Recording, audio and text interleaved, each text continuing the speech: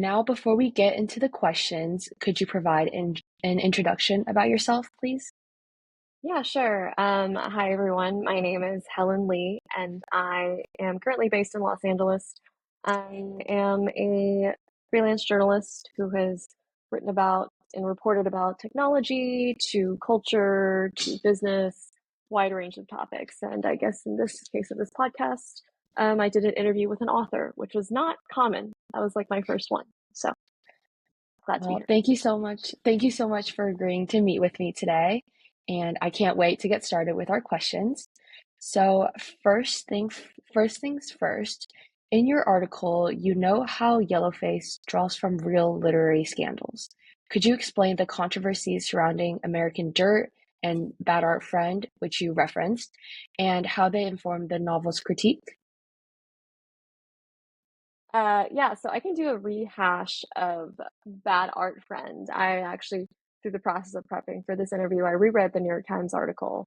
I think in summary, the question that in the publishing world, in the writing world, in the creative world, that Bad Art Friend poses, it's from a New York Times Magazine article about two seemingly writer friends that got into a really public and heated lawsuit over copyright, and specifically one of the writers had donated a kidney and posted about her experience, how hopeful she was for the recipient to get the kidney, all of those feelings. And then on this Facebook group that was full of other writers, and then this other writer later published a short story that talked about kidney donations and also an added element of racial dynamics and white saviorism. And the lawsuit essentially going back and forth was one writer was saying, "You took my words, and you copied them, and you draw from my experiences and then kind of profit off of them." And then the other writer is um, kind of asserting that, if we're all writers and we draw inspiration from many things in life.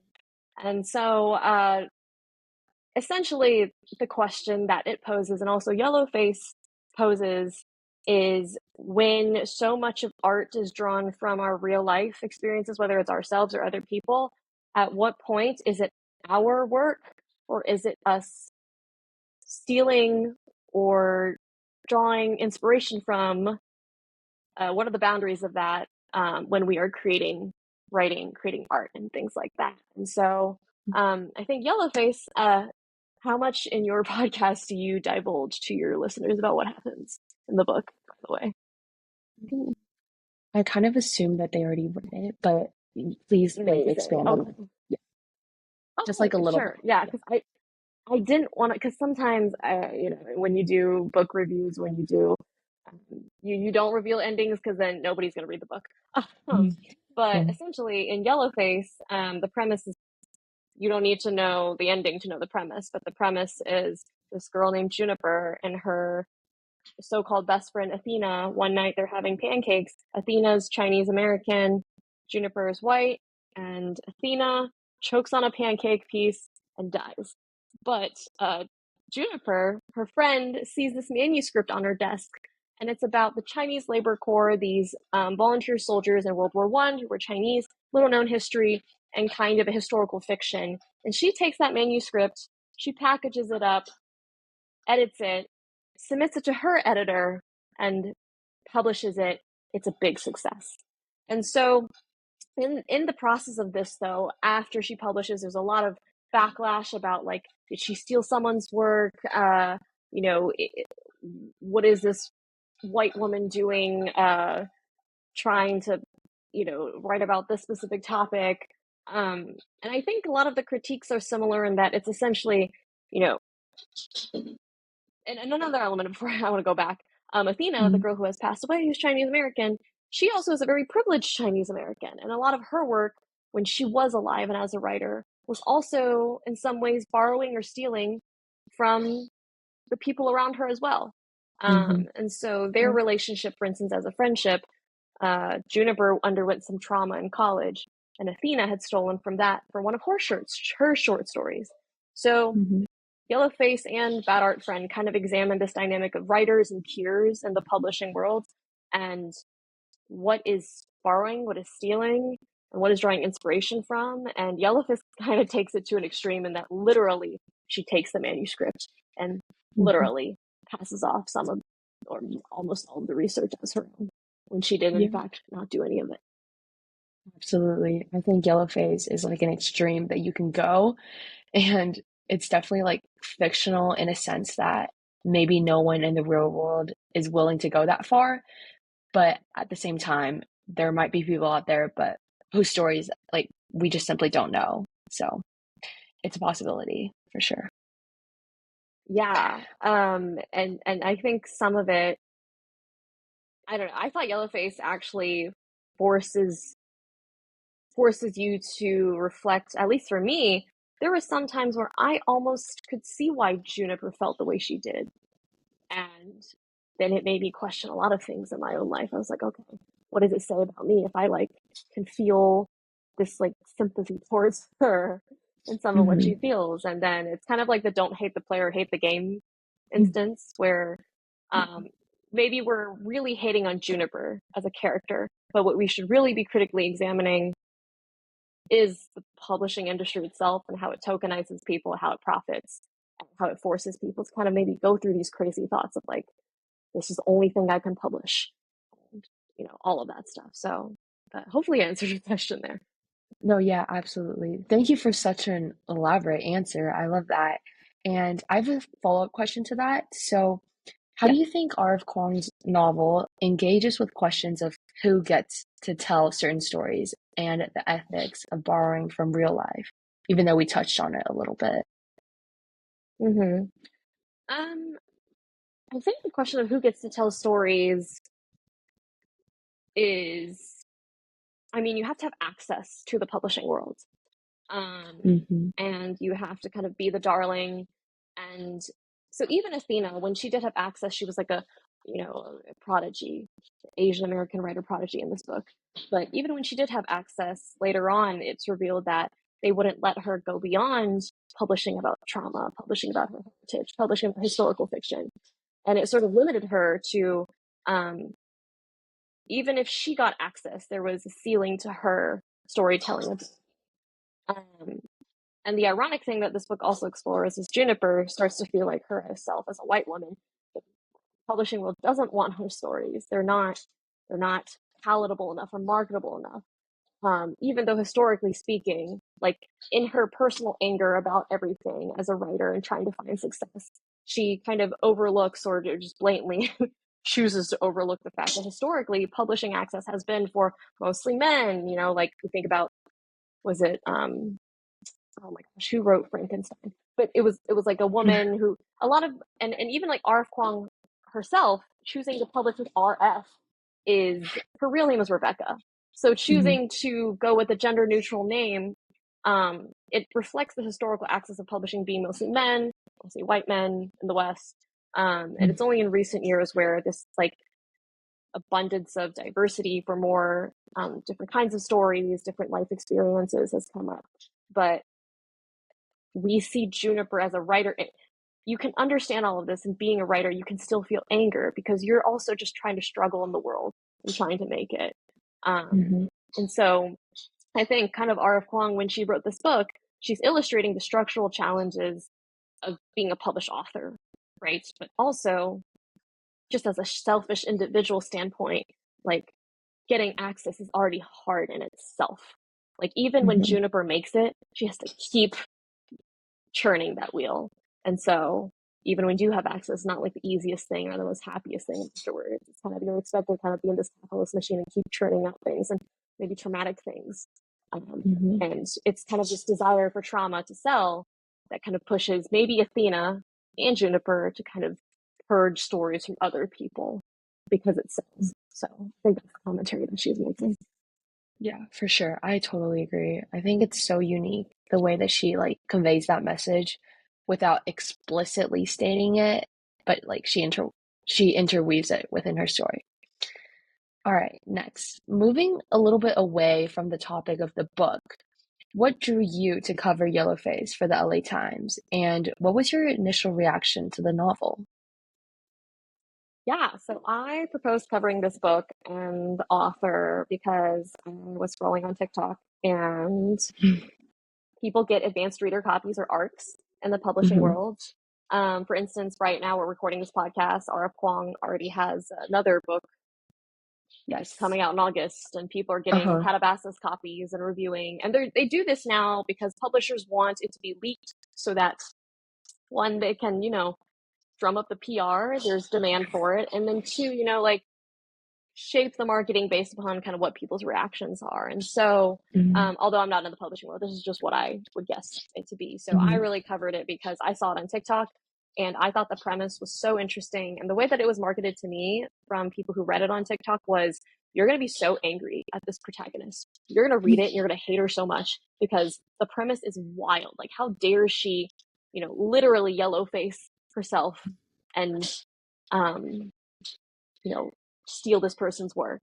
And so, Hmm. yeah, I was really curious because the premise was so wild. And so then I pitched it to the books editor at the LA Times, and then I reached out to HarperCollins, and they sent me a copy, and then I had to read it, and I reached out to their PR team to get in touch with R.F. Kuang, and then we did the interview. So that's pretty much how the process went. It was really from my curiosity of why so many people on TikTok hated Juniper as a Hmm. character, um, and wanting to find out for myself, just because just it, great title choice. Yellowface is a very uh like, you don't think it could happen today kind of thought pops into your head. So to put it Hmm. as a title is really eye catching. And also this cover, I mean, like, look at that. Like, Yeah, it's really it's yellow iconic. with two eyes. It's really iconic. And I think in the UK version, what's even more shocking, actually no, Hmm. this version is the cover is yellow, but the inside cover is white. So it's even more significant in Oh, that sense. That she's literally like white with yellow skin as a wow. book. So, but that's me speculating, thanks to TikTok. So, Mhm. Yes. Well, while writing your article, did your perspective on the publishing industry or literary scandals shift in any way? Or like, did you learn anything surprising or new? yeah, I think there's writing the article, but there's also reading the book, and I think those go hand in hand. And so, reading the book, I think what really surprised me was how nuanced R.F. Kuang covered the. There's like people of color, Asian American, white, that dynamic, and the publishing Hmm. industry. But also, she covers even within the Asian American writing world and publishing world how there's actually not a uniform voice. There's actually critique of each other consistently. Hmm. Um, and, for instance, Athena being quite a privileged person, R.F. Kuang herself, from my understanding, also went to like quite a privileged background. And Hmm. reading the little like Twitter battles, and when Twitter was still very much lively, um, all of those nuances were things like I remember being among my friends and reading other Asian American authors because there's been an explosive growth. You do have more room now to critique people's writing, um, and I think that was what I learned a lot more is there's a lot of writers who actually critique each other and they're very valid, but you may not hear about them because publishing houses for a bit had, one token diverse author. And so that was the only thing you could and for instance, when I was in college, um, we had an Asian American literature class and uh, actually no, not college. College was a bit more nuanced, but in high school, we had Oh, to learn wow. about world literatures, and Hmm. we had to read Yes. Maxine King Hong. What is that? Did I get her name wrong? Maxine. Oh my God, Hong Kingston. Um, like I think Woman Warrior or some short piece that she wrote, and I remember reading it and feeling like, wow, this is really powerful, but I can't identify with this at all Hmm. in some ways. But because our English teacher would talk about like, what is it like being a Chinese woman, whatever. And then you start if you're a minority growing up where I grew up, which was in Virginia, Central Virginia, you're going to start adapting those narratives and like fall into saying like that trauma is like also what I experience and kind of adapt people's stories. If there's not enough representation, you're going to adapt what there is. I believe that's also what can be sold. I'm Mhm. rambling at this point. Sorry for your question. No, no. I think your question was focusing on what did you learn about publishing world and about Yeah. yourself. I think another big thing I learned was it gave me a chance to reflect on the beginning of my journalism career, in which Hmm. I didn't go to journalism school, or really it was after I graduated college, like a couple years out, that I decided to try it. But when I first started, there were moments where I thought I had to like I have nothing to sell to you because I have no clips. So what I can sell when I pitch a story is like, as a Chinese American woman, this is my take on the news, and I have this authority to report on these stories. That was around the time of the Atlanta spa shootings. That was around the time of like 2020, 2021, kind of like a lot of the reckoning. And so I remember pigeonholing myself too, because I thought that's my way to get in, and that's frankly kind of sad because I have a lot more to offer than that, right? But at the time, that's kind of how I felt. And so I can see why Athena either has to keep writing the same stories, or Hmm. Juniper doesn't feel like her stories are valid enough because of Yeah. what the market is, or things like that. I hope all of that makes sense. No, yeah, But totally. So, but you mentioned earlier in high school when you read those books, mhm, you didn't really resonate. But with mhm, Yellowface, with Juniper and Athena's stories, did you resonate with that while you were reading it? Did that mhm. make you feel Yeah. like the way Um, that you yeah, talked about? yeah. I mean, it resonated because a lot of the questions about authorship, about um who has a lot of the questions that Juniper asks, they kind of seem offensive, but also I've asked them myself too. Hmm. Um and when I think about it, it's basically some of the stuff that she writes in this book. You're like, this is so ridiculous. Like a lot of like these Asian American authors like critiquing um Juniper, but at the same time, those are very valid criticisms, and those happen in real life. And then you're seeing Juniper's reaction, like, oh man, like if I'm in her situation, I also would feel like sort of attacked, because I also put in some work that she believes like edited the book itself before it published. um and I asked RF Kwon the question. uh I remember that was the most uncomfortable question for me to ask her when I did the author interview, was like, I read the book, and sometimes Juniper says things, and I shouldn't be empathizing or sympathizing with this character because of what evil things she did. But I find myself Hmm. being like, yeah, I have the same questions. Like, I feel sometimes her anger and exasperations because she's in this cage of the publishing world. And then Arv Kwong said, well, yeah, that's why you write a book, right? Like that if you write a complex villain and you identify that with that villain, we learn more about humanity in the process. And so, um, yeah, that's how I kind of felt while reading the book. Was I was like, man, Juniper's like kind of an asshole, and like some of her thoughts, but also some of what she's thinking, like, yeah, very valid. Like, Hmm. does Athena know any more about like Chinese labor core suffering than another person? Because Athena is also someone who dug into like this idea of being Chinese American, and was like she dug into the idea that trauma sells, and she would sell the trauma that wasn't hers. Hmm. Yeah. So yeah, my answer is a complete word vomit. Sorry about that. No, I'm no, like almost thinking out loud. Happy to re-record an answer later if you no, find it no, to be no. more worthwhile. We're good. I Yeah. love the authenticity and like how it's just like real, you know. I would love to keep it. I want to keep it.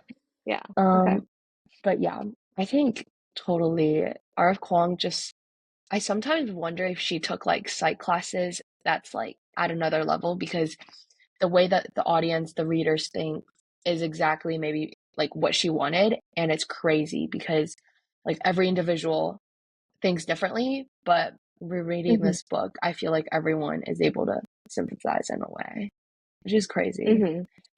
Yeah. I mean, it comes from like Arf Kwong, when I talked to her, she also said like her writer friends are super kind and they're all very like amicable and like it's a great community. But I'm sure given, she writes a lot of books and being in the publishing industry, she hears stories. And so when you write some of those things and draw from them as inspiration into a book, you're bound to hit some people's heartstrings because Hmm. it's not like they're made up out of nowhere. These are complaints, it's a competitive world and these are people's feelings that have already been felt. And so Hmm. um, you're supposed to feel for Juniper, even though you might hate her at the Yeah, same time.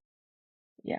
That's a perfect transition to our next question, which is, do you think this novel is more focused on critiquing racial dynamics in the publishing world, or does it present a broader critique of the industry's ethical issues instead? I think one can't exist without the other, right? I think one of the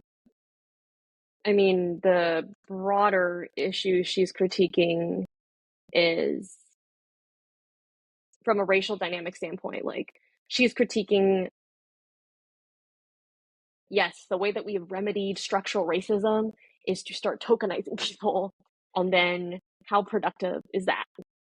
Not very productive, Hmm. as exhibited by the fact that, Athena couldn't publish outside of what she wanted to. People like Candace felt shunned and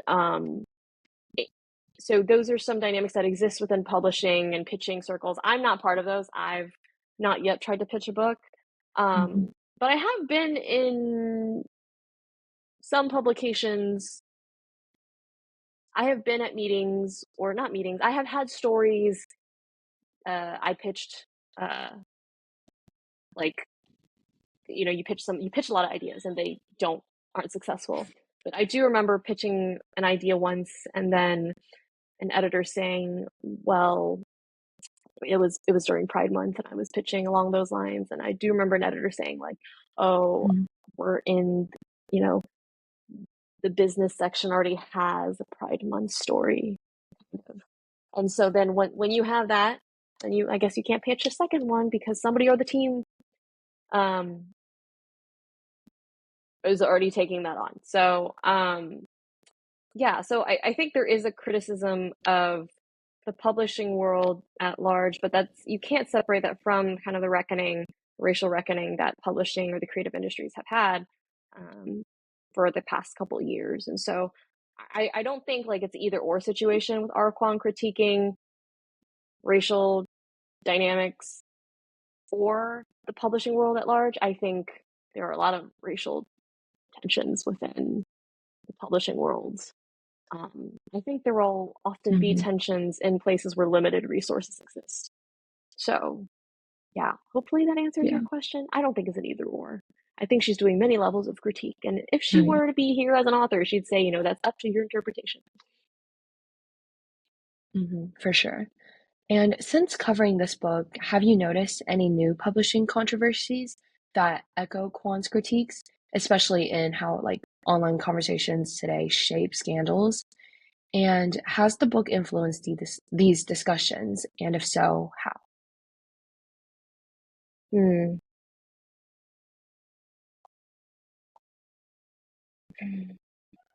Within the book publishing world, I don't follow it as closely. Um, I'm thinking about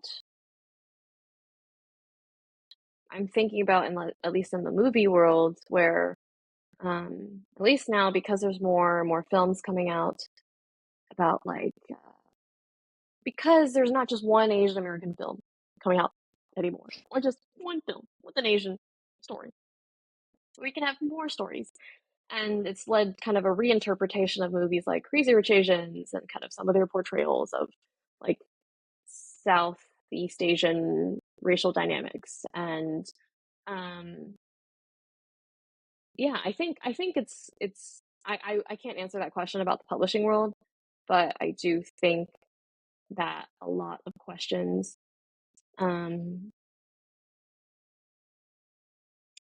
Sorry, actually, I just thought of something. This is not the No publishing world. worries. I apologize. This is not the publishing world. But something that I just thought about that is not necessarily the publishing world, but it also Hmm. these questions are coming up is in the age of influencers, in the age of AI, who is the author and who gets to profit? Those are questions that are still coming up. I highly recommend Hmm. people read. There's this piece by Mia Sato. She writes for The Verge, and she wrote about these two Amazon influencers having similar beige aesthetics and one Hmm. suing the other for copying her aesthetic. But can you copy aesthetics if like that's what the company pushes upon you? And Mm. so I think Yeah. that's not per se publishing, but it goes around the question of like copyright and ownership. Can you own an aesthetic, and uh, can that be the only thing you specialize in when everybody's sharing it around? I think those are questions that will continue as technology like AI comes out too, where people are mimicking each other, but not necessarily with consent Hmm. or yeah, things like that. Sorry, that is a mess of an answer. Feel free to cut that section. No, no worries. Absolutely. I think sometimes these stories are so ironic, it makes you think twice. But then I feel like when you're in the situation yourself, you think like this cannot be happening to me right now. Like this is actually really, really serious. So there's always two sides to it, obviously. Hmm. But like you mentioned earlier about the how this book is probably like based on real stories, do you think these controversies make the book more powerful, or does it actually make it more controversial? No, I think being the most specific you can in this book, when I read the little Twitter battle featured in Yellowface, I was like, yes, this is how Twitter canceling would work. And yes, this is the way the internet probably would work. And I I don't know. I think some of the stories that obviously not everything would happen to a single person. This is like kind of a stretch. I feel like Juniper goes through everything, every imaginable, Mm-hmm. like prior to the publishing process, right? But Mm-hmm. Arv Kwong probably does this, and again, I'm just assuming. I spoke with her once, so take my words with a grain of salt. But I think a lot of what happens with Juniper is because, from the manuscript turning in process to the marketing process to the book talks, her even teaching at the Asian American Writers Workshop, which is such a niche thing that, like,